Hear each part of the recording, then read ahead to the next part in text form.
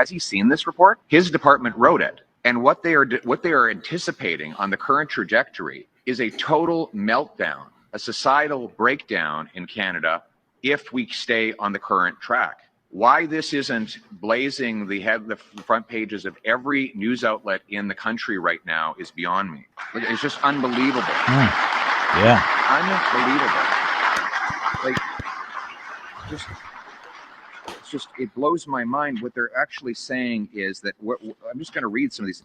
More people, this is for the future. It's not enough for Mr. Carney to say, oh, well, the last 10 years is in the past. Forget about it. Stop bothering me about the past, he will say. This is the predicted future his department foresees for Canada. More people may struggle to afford rent, bills, or groceries. The resulting stress could worsen mental health challenges. This would increase demand on social services. In 2040, upward social mobility is almost unheard of in Canada. Hardly anyone believes that they can build a better life for themselves or their children through their own efforts. Many worry about sliding down the social order.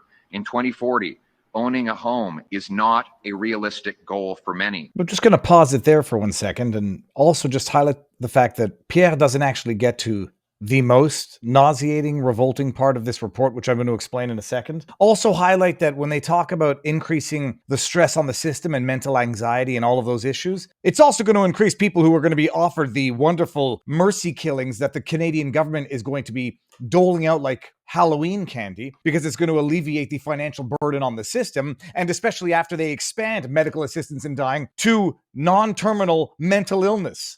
Mental issues. It's almost like it's all part of the plan. I'm going to go hard on this for a little bit. Why isn't this blazing in the headlines? We'll get to that in a second. Let me finish up with Pierre here. Inequality between those who rent and those who own has become a key driver of social, economic, and political conflict. In 2040, pursuing a post-secondary education is no longer considered a reliable path to social mobility. Fewer young people choose post-secondary education, and those who do see it less as a path to a successful career than a way to reinforce their membership in the, quote, elite. That's not my words. That's the government's words. The report paints a terrifying picture of a spiral of economic depression and cost inflation. Brain drain, financial drain, people who can leave, leaving, because nobody wants to be on that ship when it sinks. People may lose faith in the Canadian project, it says. It forecasts that this may trigger people to, quote, emigrate to jurisdictions where they perceive upward social mobility or other higher standards of living are easier to obtain. If young workers leave, it may become harder to pay for our social programs for the older people in the country. You know what they're going to do then? They're going to literally kill the older people of the country. Offer them medical assistance in dying. We can't help you, old folks. Very sorry. We're kind of broke, kind of out of money. And so it might be time for you to just check out. It'll save us some money. Plus we get to harvest your organs after. Now, for those of you who don't know what Pierre is talking about, I had to verify that this, in fact, was not a joke, was not misinformation, disinformation. Let me just go to the government website. Government of Canada put out this report. It's at horizons.service.canada.ca. Policy Horizons Canada, Future Lives Social Mobility in Question. This is from, at least it's published on January 7th, 2025. The section that Pierre didn't mention in that intro video, where he's questioning why isn't this on the headlines? It's an amazing thing, eh? Why wouldn't it be blazing across Canadian headlines of a liberal-funded Canadian media, captured media? Why wouldn't the Canadian government put that on blast? There. This is what's in the report, and I'm reading it from the report. Section 3.4, people might find alternative ways to meet their basic needs. Bullet 1, housing, food, childcare, and healthcare cooperatives may become more common. This could ease burdens on social services, but also challenge market-based businesses. Bullet 2,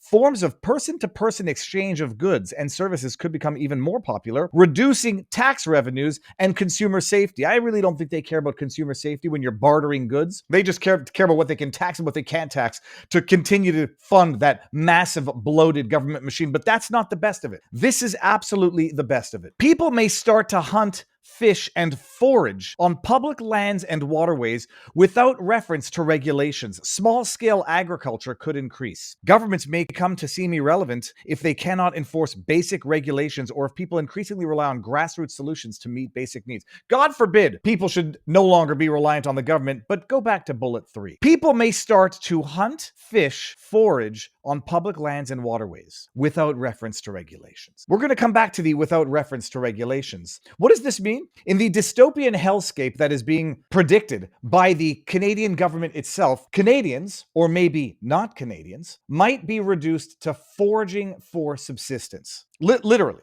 You might have to go out there and eat the bugs, eat the squirrels, go out and get fish out of Beaver Lake if you're up in Canada. Goldfish, they're kind of disgusting. Mash them up into balls. You got gefilte fish. Canadians might, as a result of the lack of upward mobility, the economic drain, the brain drain, the lack of government financing, where government's not going to have the resources to provide the infrastructure of whatever it's supposed to give you, Canadians might be reduced to literally foraging public waterways, public parks for food. Why isn't it blazing on the airwaves, the headlines, Pierre? Maybe because the Canadian media might be a little bit beholden to that Liberal government that promised to double their funding. But maybe it's not blazing on the headlines because, I don't know, a prime minister candidate is not on every podcast on earth putting on blast the fact that in Canada, they are forecasting that in the not so distant liberal dystopian future, Canadians might be reduced to foraging for existence. Maybe it's not in the headlines because you haven't put it there. Maybe you should get out there and put it in the headlines, podcasts, interviews, put it on Blaze. Otherwise, we'll do the work for you, Pierre. But by the way, what they probably mean by this without reference to regulations, I mean, that's a very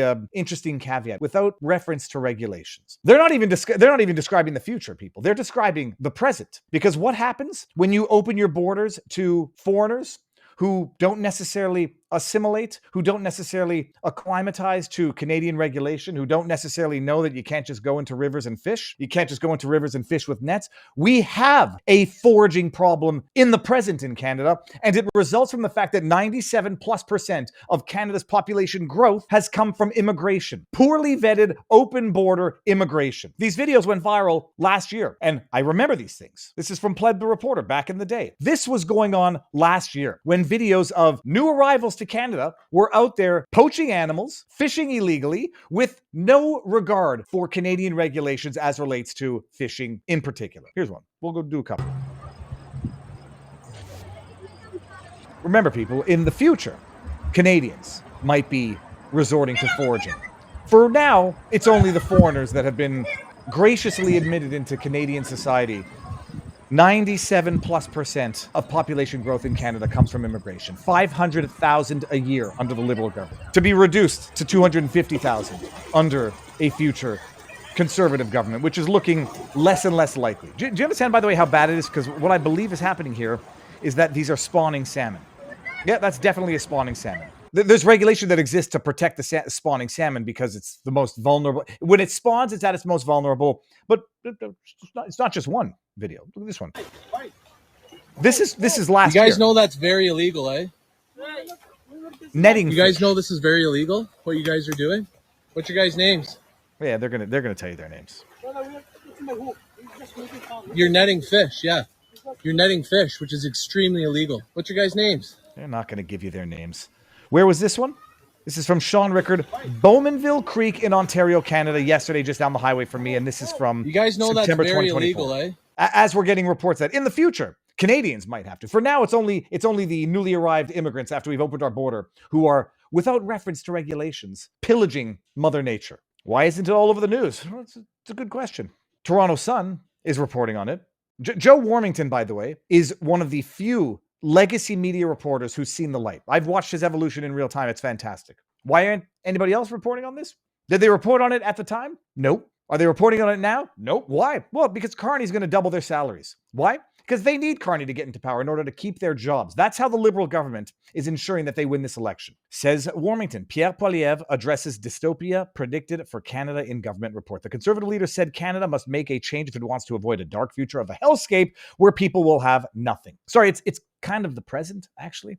These Hunger Games will not be fiction or a movie. This will be the kind of real starvation and quest for survival, a dystopia that Prime Minister Mark Carney's own Privy Council office warns could be possible just 15 years from now as the country slides into the abyss. Canadians will not be able to say they were not warned about a possible economic apocalypse that may have them hunting for rabbits and squirrels in parks to feed their families. Conservative leader Pierre Poilievre has warned them. If the goal were to put it on blast, Pierre, you go on Gad Sad, you put it on blast. You go on Gad Sad to do it. Gad Sad's quite good friends with Joe Rogan, been on his show 11 times. It probably gets to Joe Rogan's ear, and it probably gets on national blast. But take your time. Take your time. The election's Monday. Conservative leader Pierre Poilievre has warned them. It's something from the post-apocalyptic TV show like The Fallout or The Last of Us, Poilievre said Tuesday, while delivering his costed election platform in Woodbridge. But this is the forecast from Prime Minister Carney's own government department, the Privy Council office. Now Mr. Carney plans to continue the very policies that got us into this mess in the first place. Why isn't it in the headlines? Why isn't Pierre Poilievre doing a podcast every day and not just ones with softball questions? God bless him. I don't know. I'm doing my best, people. I mean, I thought it was a joke. My brother tweeted this, Lion Advocacy, and I had to fact check my own brother just to make sure. My brother, Lion Advocacy, writes, as Carney puts billions into offshore accounts and continues to threaten resource development in Western Canada, the Canadian government's own advisory group has warned that Canadians may literally end up turning into hunter-gatherers. Vote wisely, folks. But if you're dependent on the government already, cripe. They got you by the balls. They got you by the financial balls.